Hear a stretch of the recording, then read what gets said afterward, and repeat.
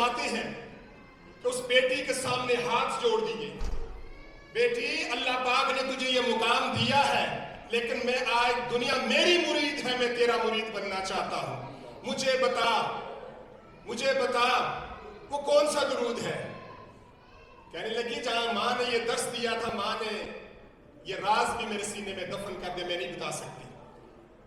اچھا اس طرح کرتا ہوں، میں 7 باب قائم کرتا ہوں درود شریف کے، میں تیرے سامنے پڑھتا ہوں، تو مجھے بتا یہ عبارت ہے۔ آپ فرماتے ہیں کہ پہلا باب جب میں نے اس کے سامنے پڑھا تو اس بیٹی نے سر ہلایا، نہیں اس میں وہ الفاظ نہیں ہے۔ پھر وہ فرماتے ہیں کہ دوسری دفعہ، تیسری دفعہ، چوتھی دفعہ، 5ویں دفعہ، ایک مقام پہ جا کر وہ بیٹی کہتی ہے ہاں یہی درود ہے جو میں حضور کی بارگاہ میں پیش کرتی ہوں، سبحان اللہ، اور اس وجہ سے اللہ پاک نے مجھے یہ مقام دیا ہے۔ دوستان محترم، یہ درود شریف بڑی عظیم عبادت ہے۔ حضرت سفیان ثوری رحمۃ اللہ علیہ فرماتے ہیں، میری نظر گھڑی پر بھی ہے تو بہرحال میں انشاءاللہ ٹائم سے تجاوز نہیں کروں گا۔ اچھا میں نے ڈاکٹر صاحب پوچھا نہیں یاسر بھائی سے ٹائم کتنا دیا تھا آپ نے مجھے؟ یہ 2 ٹائم منٹ باہر نکال لینا۔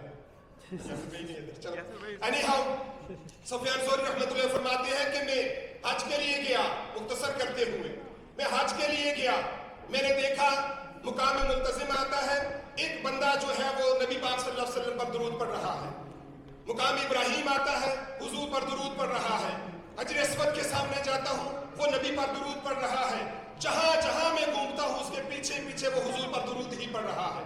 میں نے آخر اس کا دامن پکڑ لیا، اے اللہ کے بندے یہاں چلنے پھرنے کی سب دعائیں نبی پاک صلی اللہ علیہ وسلم نے بتا دی ہیں، تو ہر مقام پہ درود ہی پڑھ رہا ہے، وجہ کیا ہے؟ اس نے کہا یہ راز ہے، میں کسی کو نہیں بتانا چاہتا۔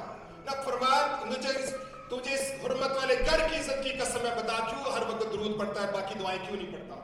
وہ فرماتے ہیں کہ جب میں نے اس کو حرمت کعبہ کی قسم دی تو اس بندے نے کہا میں آپ کو یہ راز بتاتا ہوں، میں اور میرا والد کوفے سے چلے تھے، چلتے ہوئے راستے میں آ کر ایک ایسے مقام پہ میرے والد صاحب بیمار ہو گئے، ایک ناگہانی مصیبت آئی، میرے والد صاحب فوت ہو گئے، میں ان کے کفن دفن کا انتظام کرنے کے لیے بازار میں گیا، واپس آتا ہوں تو میں دیکھتا ہوں کہ میرے والد کے چہرے کا رنگ بالکل سیاہ ہو چکا ہے، بدل گیا، رنگ متغیر ہو گیا ہے۔ میں پریشان ہو گیا کہ اب میں لوگوں کو کیا بتاؤں؟ لوگ آئیں گے میرے والد کا جنازہ پڑھنے کے لیے تو وہ میرے والد کا چہرہ دیکھیں گے تو وہ بہت برا سوچیں گے، میں کیا کروں؟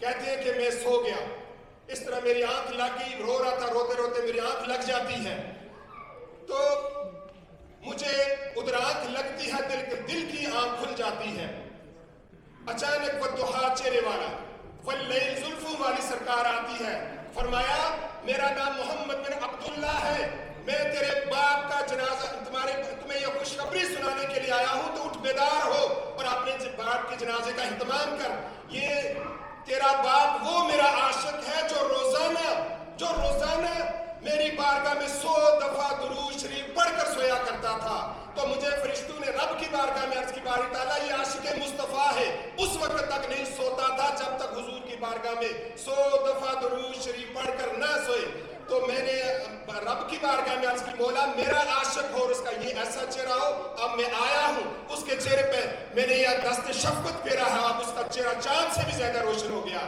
وہ فرماتے میں اٹھا، میں نے جب دیکھا تو واقعی میرے باپ کا چہرہ جو ہے وہ چاند سے بھی زیادہ روشن ہے۔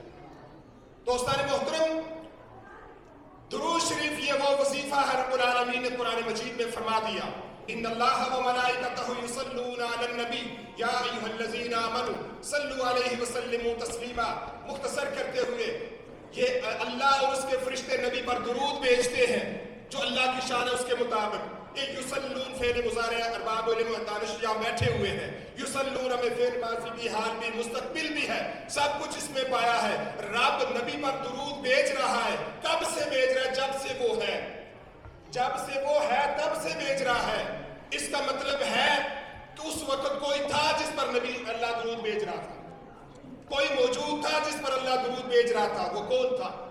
وہ ذات مصطفیٰ علیہ السلام تھی، وہ اپنی شان کے مطابق اور رب اپنی شان کے مطابق۔ پھر فرمایا یصلون علی النبی یا ایھا الذین آمنوا، یہ اللہ کے فرشتے اللہ نبی پر درود بھیجتے ہیں، اور ایمان والوں ईमान वालों को मुखातब किया, ईमान वालों तुम भी नबी पर दुरूद भेजो और सलाम भेजो और इस तरह भेजो जो भेजने का हक है। ईमान वालों को दोस्तान मोहतरम, ये ईमान है क्या?